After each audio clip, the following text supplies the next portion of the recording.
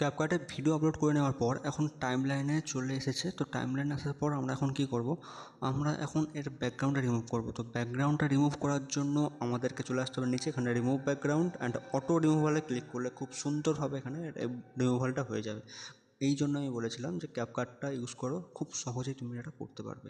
তো এখন খুব সুন্দরভাবে করার পর আমরা এখানে ব্যাকে চলে আসবো। ব্যাকে চলে আসার পর আমরা দেখবো যে এখানটায় একটা এবার ব্যাকগ্রাউন্ডকে অ্যাড করতে হবে। তো ব্যাকগ্রাউন্ড অ্যাড করার জন্য ফটো থেকে সিলেক্ট করলাম, আমি একটা ব্যাকগ্রাউন্ডকে এখানে অ্যাড করে নিলাম। তো ব্যাকগ্রাউন্ডটা অ্যাড করার পর তোমরা দেখবে টাইমলাইনে ওটাও চলে এসেছে। তো এটাকে এখন অ্যাডজাস্ট করে নেবো আমাদের ভিডিওর অনুযায়ী, যেমন আমাদের 16:9 আছে, তো এটাকে সেইভাবে অ্যাডজাস্ট করলাম।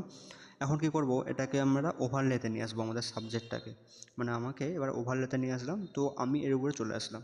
তো এখন কী করব না, আমাদের ব্যাকগ্রাউন্ডটাকে রিয়েলিস্টিক লাগানোর জন্য এটাকে আমরা কী করব, ওখান থেকে অ্যাডজাস্টে গিয়ে আমরা ব্রাইটনেসটা একটু কমিয়ে দেব। ব্রাইটনেসটা একটু কমিয়ে দেওয়ার পর আমরা একেবারে লাস্টে চলে আসবো।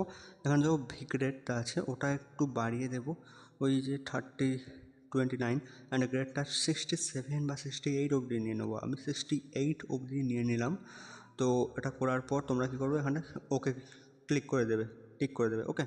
তো এখন কী করবো, আমাদের সাবজেক্টটাকে একটু ব্রাইটনেস করতে হবে, কারণ সাবজেক্টটা আমাদের সামনে আছে, তো ওটাকে মেন রাখতে হবে। তো ওই জন্য ব্রাইটনেসটা একটু বাড়িয়ে নিলাম, কন্ট্রাস্টটা একটু বাড়িয়ে নিলাম, স্যাচুরেশনটা একটু বাড়িয়ে নিয়ে আমরা এখানে ওকে করে দেবো। আর ফিল্টারটা এখানটায় 4K করে নেব, ঠিক আছে। কারণ তোমরা জানো যে ইউটিউবে যখন ভিডিও আপলোড করা হয় তখন একটু হয়ে যায়, ডাল করে ওরা ভিডিওটা আপলোড নেয়। তো আমরা এটাকে করে নিলাম। এখন তাহলে ফাইনাল রেজাল্ট দেখি, তাহলে চলো।